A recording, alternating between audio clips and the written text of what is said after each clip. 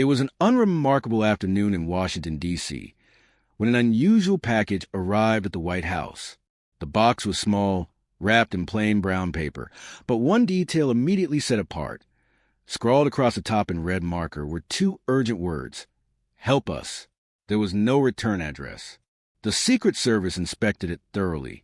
No explosives, no toxins, nothing physically dangerous. Still, something about it lingered.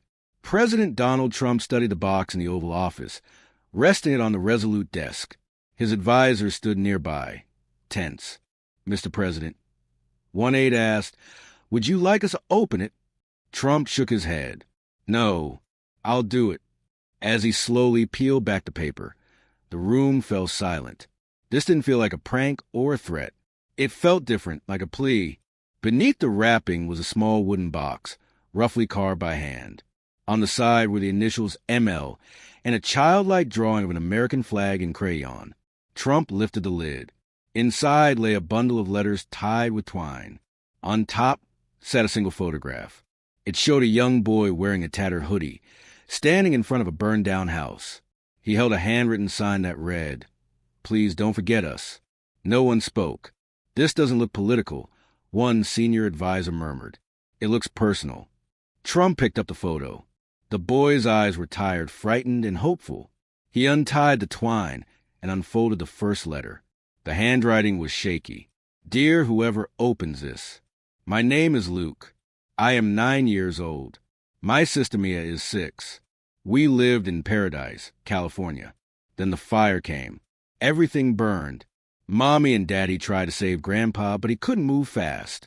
He died. Now we live in our car. We don't go to school anymore. Mommy cries at night. I try to be brave for Mia. Please help us. Please don't forget us. Love, Luke." Trump lowered the letter. His voice, when he spoke, was quieter than anyone expected. "Is this real?" "We'll verify," his communications director replied. "But it feels real. Find everything you can on fire victims from Paradise." Trump said, "Now." Within hours, the facts came back. Paradise had been nearly erased by wildfire. Hundreds of homes gone, dozens dead, families scattered. Luke Miller was real. So was his sister, Mia. Their mother, Hannah, a former nurse, was unemployed and living with her children in a 2003 Honda Civic behind a closed gas station. Depression. No permanent aid. "What do you want to do, sir?" an aide asked. Trump stood. "I'm going there. No press. No announcements. I want to meet this boy. The optics." "I don't care about optics," Trump cut in. "A child asked for help. He deserves an answer." That night, Air Force One lifted off quietly. In Paradise, California, the smell of ash still clung to the air. Behind a shuttered gas station, Luke wrapped an arm around his sister and whispered, "I think someone heard us." The next morning, a black SUV rolled in. Trump stepped out wearing a simple jacket and cap. He approached the car slowly. Inside, Hannah slept in the front seat, her arm protectively draped over her children. Luke woke first and nudged Mia. There's a man outside." Trump removed his cap and crouched down. "Are you Luke?" Luke nodded. Hannah jolted awake, fear flashing across her face, until she heard the tone. "I'm here to listen," Trump said simply. "Not to reports. To you." For the first time in months, someone hadn't looked past them. Hannah told their story, not just hers, but everyone's. Families who'd lost everything. People living in tents. Veterans, teachers, elderly couples forgotten after the headlines faded. "That box," she said softly, "wasn't just our letters. Luke collected them from others. He called it a hope box." Trump turned to Luke. "You did all that?" Luke nodded. "They gave them to me because I still believe in good people." Trump swallowed hard. Back in Washington, the box sat in the Situation Room. Not for war or intelligence, but for dignity. Trump read every letter. "This isn't just disaster recovery," he said. "This is about forgotten Americans." An aide spoke carefully. "Sir, sympathy is enough." "Then we act," Trump replied. "Housing, jobs, trauma care, fast-track help. We start in paradise. And Congress, we don't need permission to be decent, Trump said. I'll fund the first phase with my own salary, and I'll challenge every billionaire in this country to match me. Quietly, something began to move. Elon Musk pledged solar power for rebuilt homes. Dwayne Johnson funded mobile trauma counseling units. Oprah backed education programs for displaced children. There were no rallies, no slogans, just a wooden box, a child's handwriting, and a reminder that sometimes change doesn't start with power. It starts with being heard.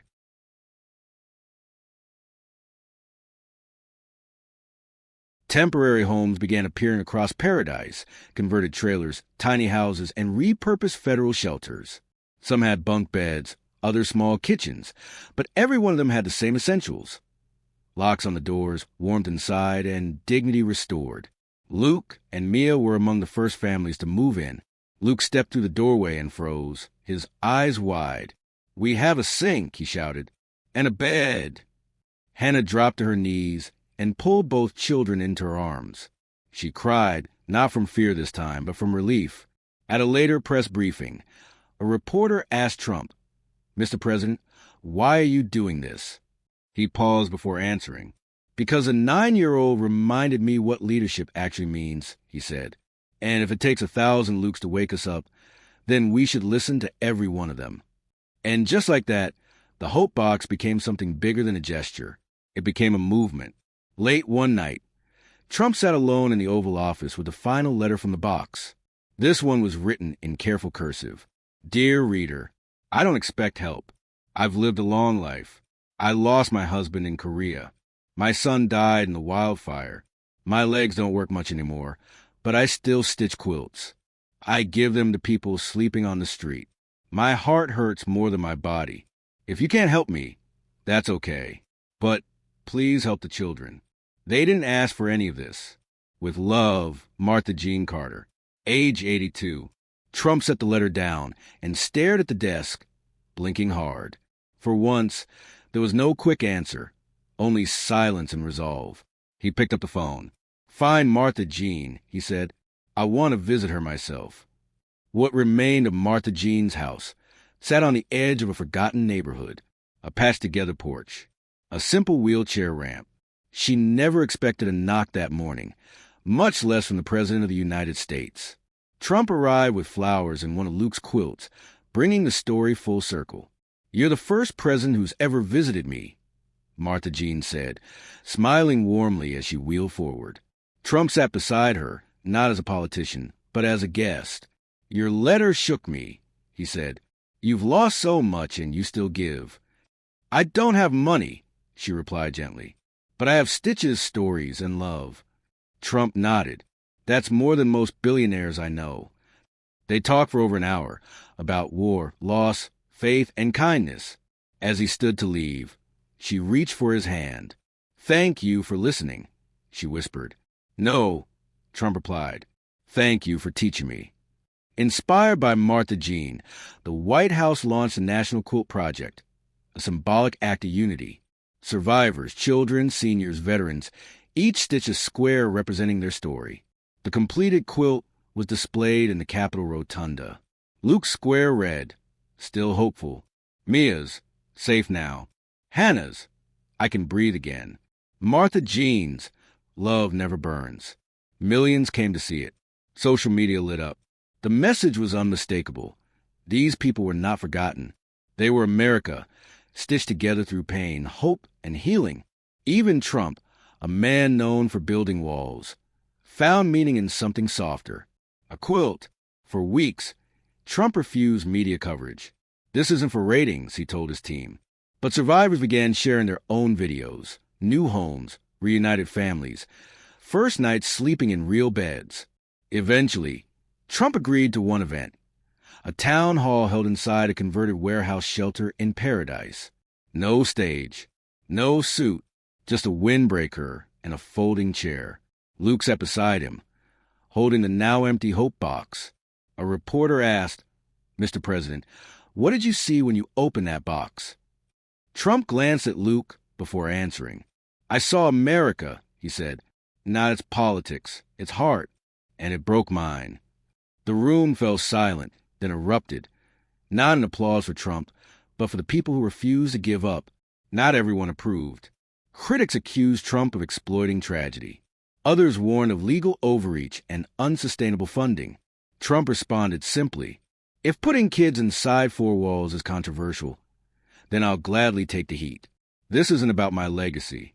It's about their lives." Lawsuits followed. Budget debates raged. But public support overwhelmed the resistance. Doctors volunteered care. Retired teachers reopened classrooms. Formerly homeless veterans became mentors. Hope was no longer passive. It was active. Weeks later, Martha Jean's niece arrived at the White House carrying a gift, a quilt stitched by fire survivors and displaced families. This one just for Trump. At its center, in gold thread, were the words, "You listened. That was enough. You acted. That was everything." Trump placed the quilt in the Oval Office, not as decoration, but as a reminder of why the fight mattered. Luke was later invited to speak at a school fundraiser. Nervous and determined, he stepped to the microphone. "I'm just a kid," he said. "But when I saw people hurting, I thought, what if someone could help? So I packed a box, not with toys, with stories." He pointed toward the back of the room, where Trump stood quietly. He opened the box. He didn't throw it away. He didn't laugh. He helped. The room rose to its feet. While archiving the remaining letters, a volunteer found one hidden beneath the lining, written in crayon.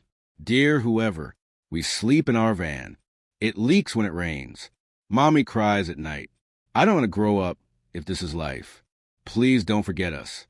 Love, Avery." Age 7. Trump read it and went still. "Have we found her?" he asked. They hadn't. A nationwide search began, not just for Avery, but for every child still unseen. 3 days later, a shelter volunteer recognized the handwriting.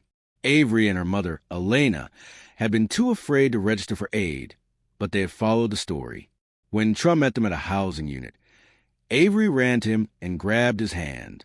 "You read my letter?" she asked. "I did," he replied, "and I'll never forget it." She hugged him. Elena wept. "You were never invisible," Trump told her, "just unheard." Luke had another idea. "What if we make a box for thank you letters?" he asked. "For the helpers?" And so a new hope box was born.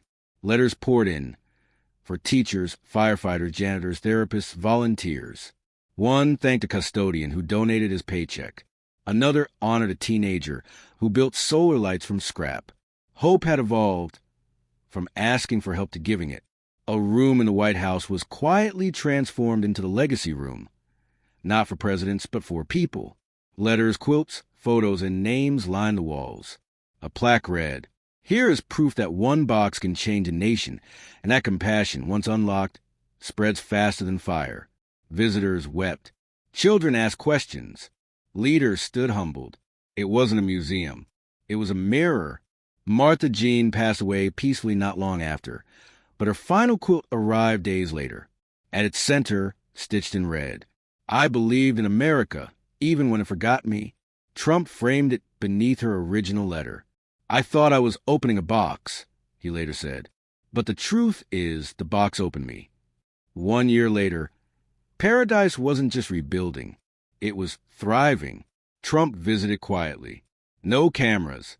"It's not a help letter," he said, grinning. "It's a thank you." Trump tucked it into his coat pocket and looked out at the neighborhood. "No cameras," he said softly. "But this is the picture I'll keep forever." And somewhere under the stars, a quilt swayed in the evening breeze. Proof that even from ashes, hope can rise.